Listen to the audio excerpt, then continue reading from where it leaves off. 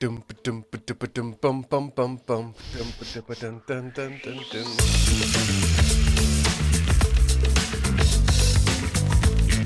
There is no connection whatsoever between the kind of sacrifice of Pedro at these waters with these riders on these horses and this miracle that turns up in the form of a light.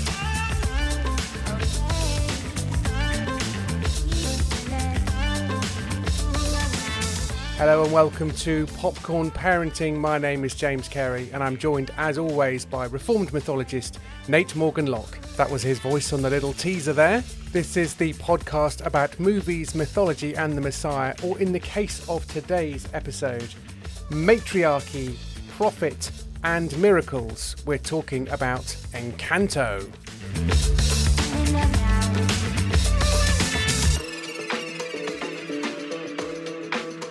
Here are some cold, hard facts about the movie.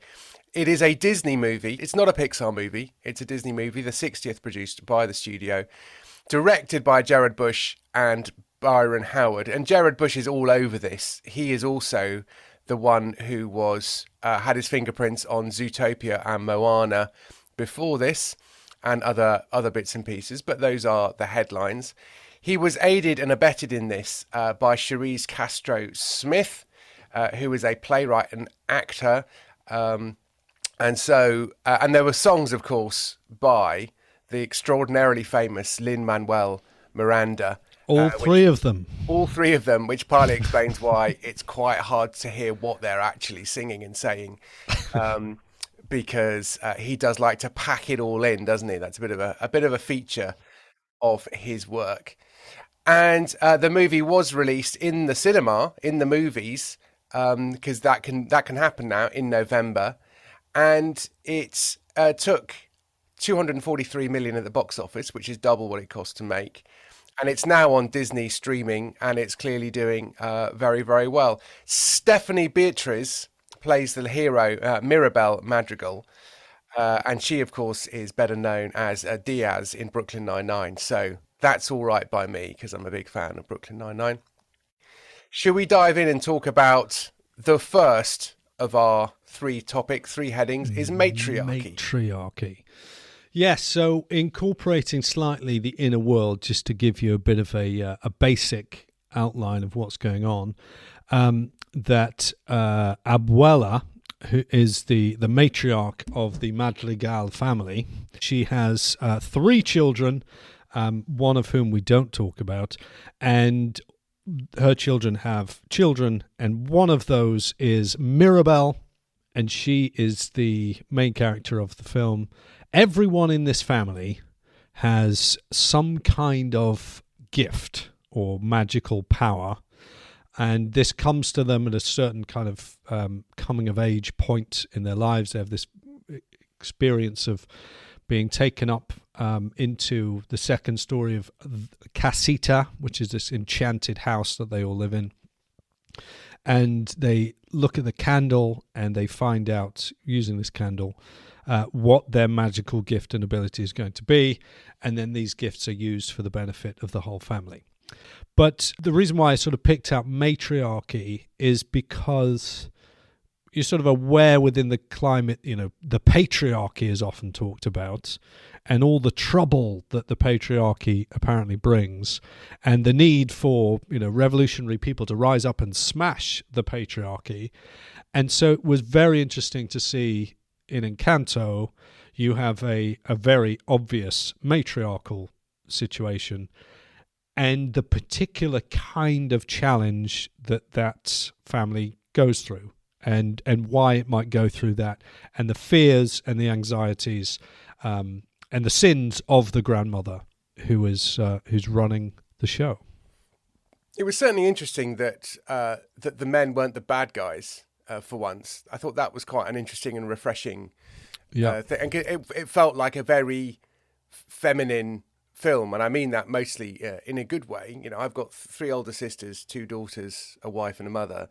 So, I am surrounded by women, and it felt like this reflected a family that's also been dominated by women. And of course, the matriarch of this family has been widowed. which of course is what kind of at the heart of the whole thing.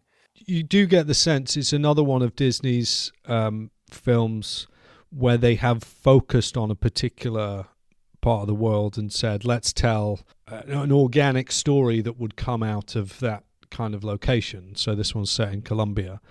And so they used largely kind of Colombian or Colombian American cast to give the voices, and lots of the research was done kind of looking into Colombian culture and Colombian families. And so from that point of view, you go, oh, this is great. You sort of feel like you've been in another part of the world obviously unless you're watching it in Colombia. So there's something really kind of fun about that.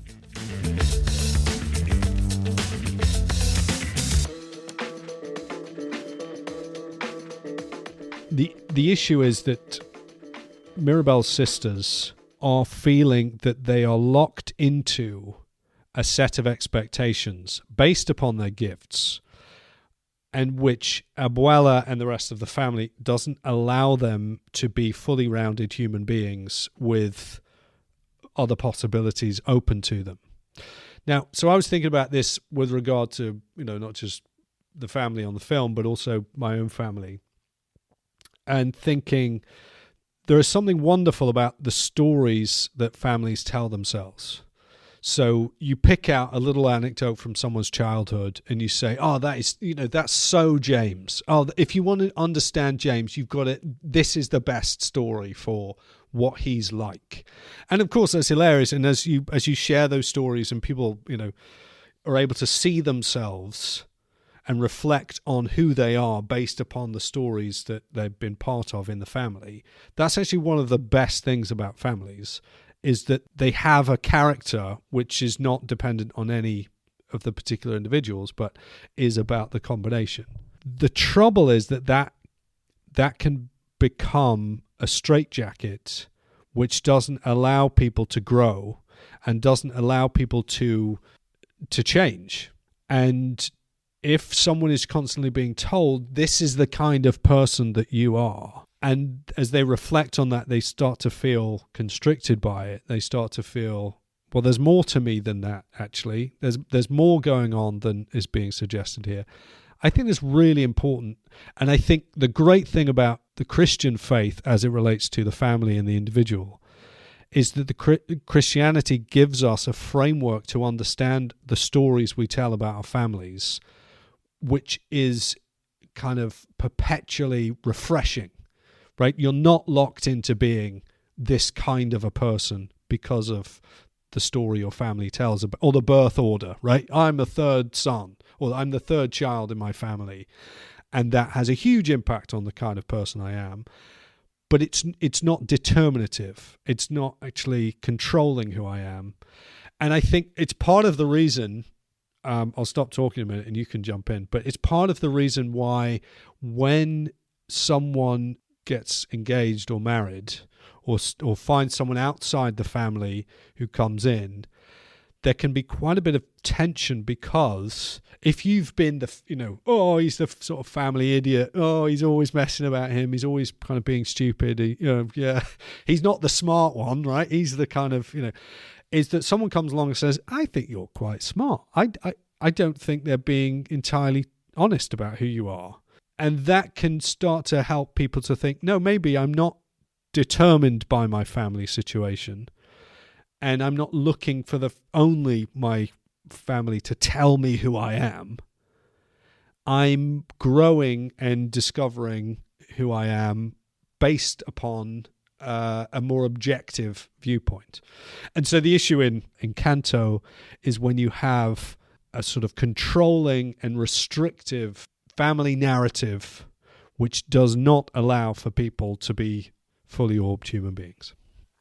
Yeah, that's a really good point. And because in a way, the movie is refreshingly pro-family, because that is what our hero wants. She wants to be part of a family and find her place in it as the only one without, apparently, a gift.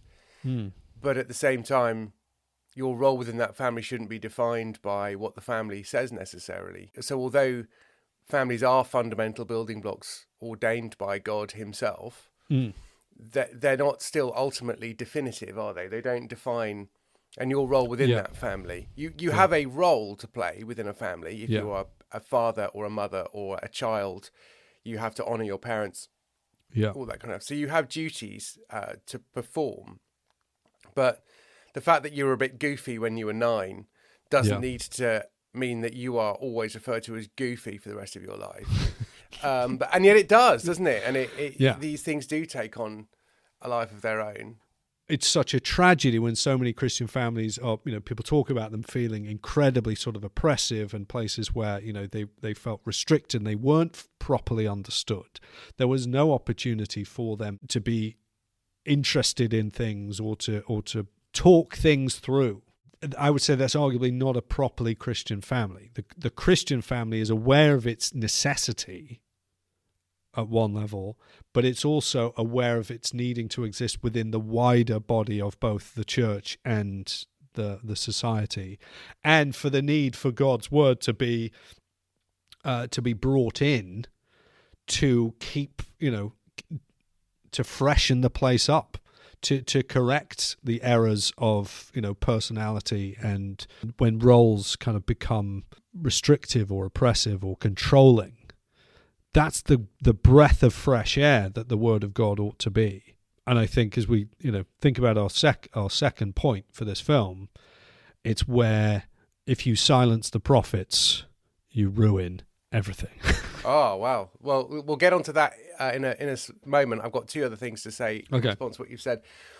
One is that it's then very easy to slip into the narrative that we tell ourselves these days with Christians, is that you don't want to idolize the family, don't want to idolize, and it's like, I don't think our society is in danger of idolizing families. That would be a nice side of the horse to fall off on, and I think we're too fragmented.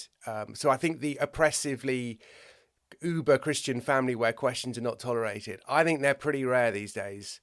So that's not a problem that most of us have. If anything, we are probably too diffuse. But maybe I would say that because I'm the weirdo homeschooler. One of two. Yes, one of two on this call. Yeah. On that point, I would say it's interesting that the family story, whereas the family shown to be this really positive thing, it's shown in a South American context, in which the sense of family and the sense of belonging in the family unit and these big matriarchal figures is much more established than it is within the UK or the United States, where it just tends to be your family wants you to do something. Well, obviously they don't know anything. Yeah, because that's very much a prevailing narrative probably of most Hollywood children movies, is my parents don't understand me. Exactly. But fortunately, family isn't all that there is. Yeah. My friends, they're my real family. No, they're not. So, but what I like about the movie in that sense is it basically shows a disordered family becoming correctly ordered. The solution to this dysfunctional family is not end the family, but make family functional. So that's great. And then the second thing is, because we do talk about parenting, and it's just a cautionary tale, which I think is helpful, it is easy to pigeonhole your kids. Yeah. And therefore, we have 2, one of whom is super colourful, creative and arty. And it's easy to think that therefore my other child, who bends more towards outdoors and sports, she consistently keeps painting things that are absolutely incredible. And it's easy to go, no, you're not the arty one. Yeah. The other one's the arty one. So stop. You don't need to worry about painting because your sister's much better at it. Yeah. But actually, my the older one's not particularly into painting necessarily. She's much more into materials and colour and wool and all that kind of stuff. Yeah. So I think occasionally we do pigeonhole our kids, and then we sort of don't develop maybe the gifts that are, the second strings and the third string gifts that our children may have, because we think that it's all right, your sister's got that in spades, your brother is the one who does that. So, slightly more briefly, if I may, can we talk about prophets? So Encanto is a film which shows you the problems that come when you silence the prophets.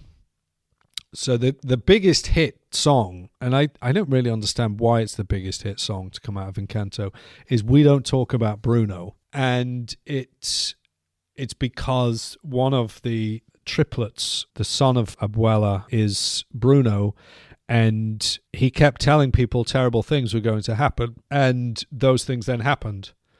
And so people said, well, we think maybe you're causing these things to happen, so we're going to get rid of you. We're going to shoot the messenger. We are going to shoot the messenger. If there's one thing that history teaches us, is that you should shoot the messenger. Yes. Yeah. Yes, you suppress this truth teller. That's the main thing. And it causes all sorts of problems when you don't tell the truth. When you live by lies, your family will fall apart.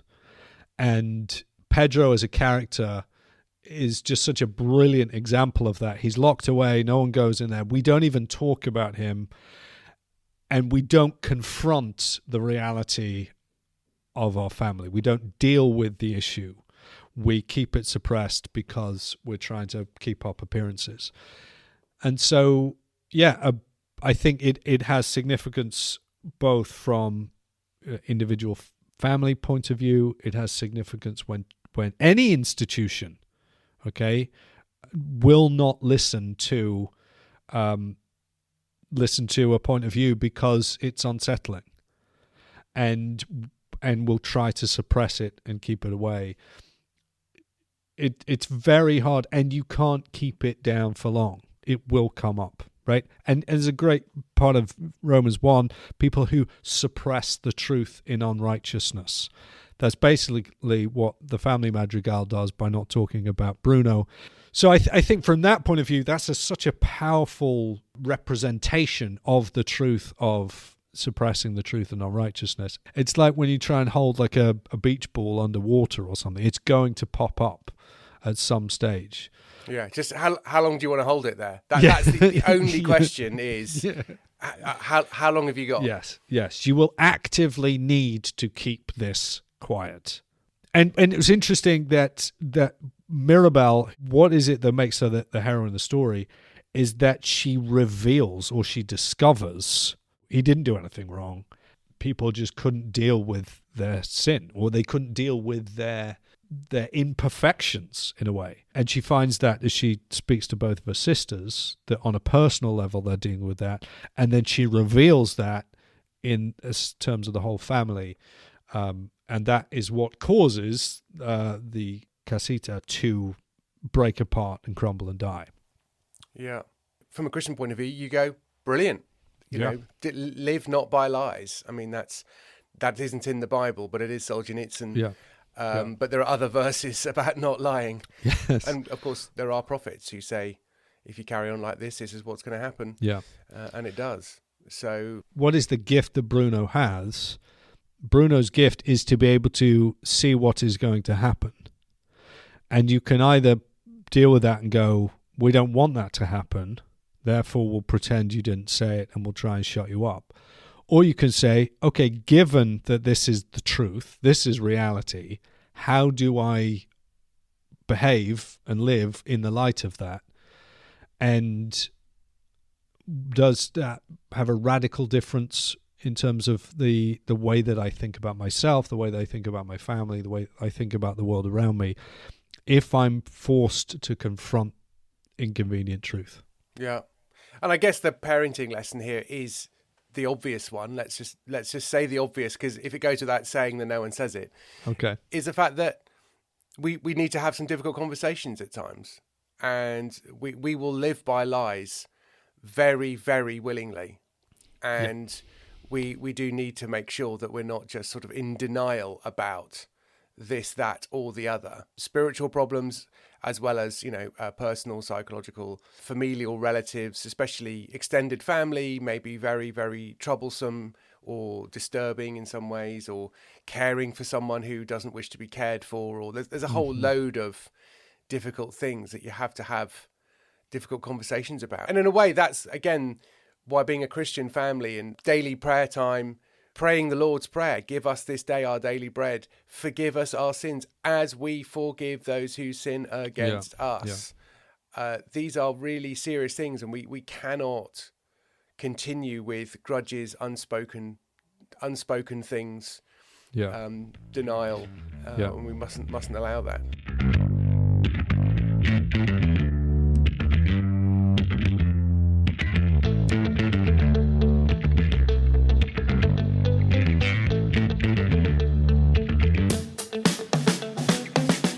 Let's move on to talk about the miracle.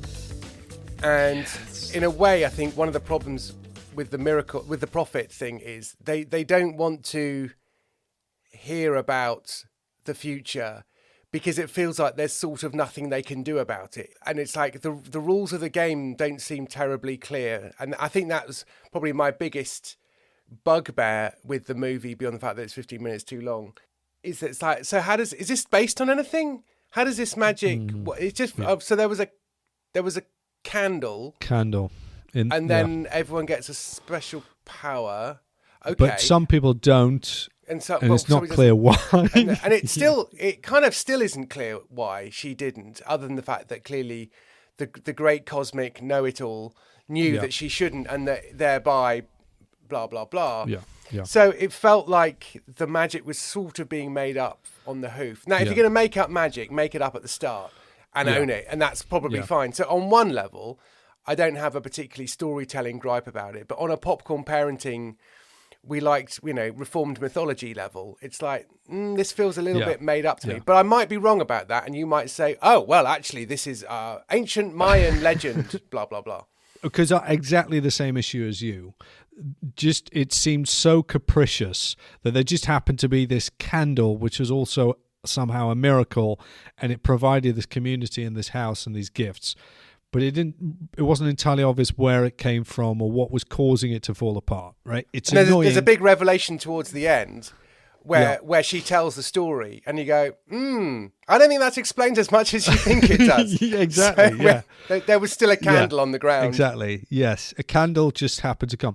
Now, I think, and this was a theory that a friend of mine, Jack, talked to me about, and I think, having rewatched Encanto, this is where it makes sense. And this is where, as we've talked about before on so many other episodes, that all things come from you, O Lord, and of your own have we given you, right? The writers of Encanto cannot help but tell the greatest story of all time, the story of the gospel.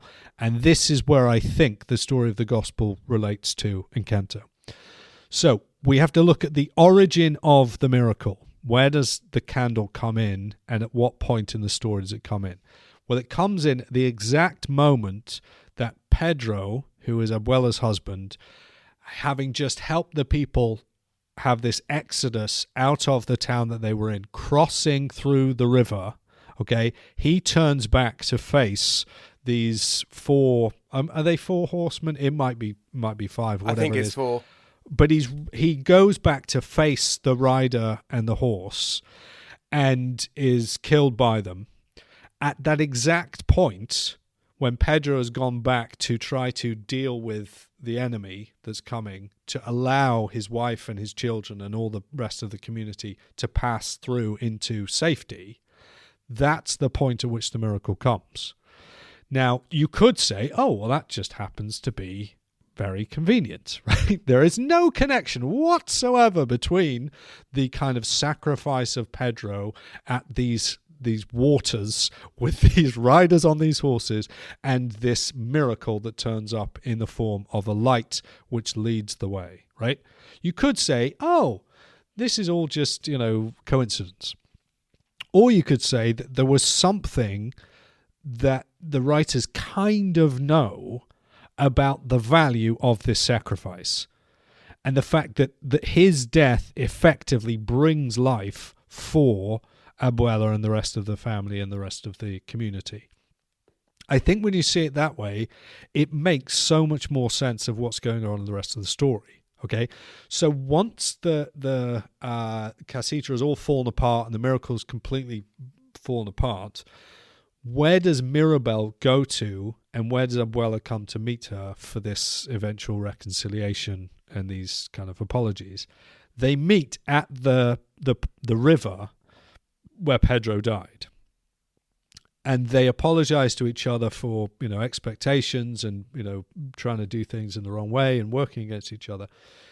And they have this great point of reconciliation, hilariously, as they then step into the waters of this river and see the butterfly, right? So a butterfly is a brilliant sort of picture of resurrection. These waters are a kind of baptismal kind of representation. Now, I think what's key, if you tie the miracle to the sacrifice of Pedro, what helps you see that Mirabel must have been sent by, Pedro in some sense. And the reason why Mirabel doesn't have a gift is because Mirabel needs to bring this thing down to the ground, right? Her gift is going to be that she will reduce Casita to rubble, because it is only through that death that there can be life. So that the origin of the family Madrigal and the Casita and all these gifts is the death of Pedro. Therefore, that all needs to be lived out with a sense of sacrifice and weakness and honesty and love of others. And what it's become in its corrupted form, as Abuela is conducting the family, is something which is trying not to die. It is papering over the cracks. It is suppressing the truth tellers. It's silencing the prophets. And so Mirabel's gift is to bring destruction, because only once this thing dies is there a chance for it to rise again and to be whole and have integrity and life and genuine peace. So that is a totally, no one says any of that in the film, right? But I think the narrative, the blocks that they're dealing with, overwhelmingly point in that direction, and which is why anything that Abuela seems to say in that final part of the film, it just rings so false, because you're like, yeah, but it's not that you are the miracle. Because you weren't, that's not where the miracle came from, right? You can't be the miracle. But yeah, there was the moment that makes me feel slightly sad, is when she's handed the doorknob and it's got her face in it, as it were. She looks at it and it's like, this is... Yeah. And it's like, I mean, that felt like the ultimate narcissistic message for a generation who are being told that they're wonderful.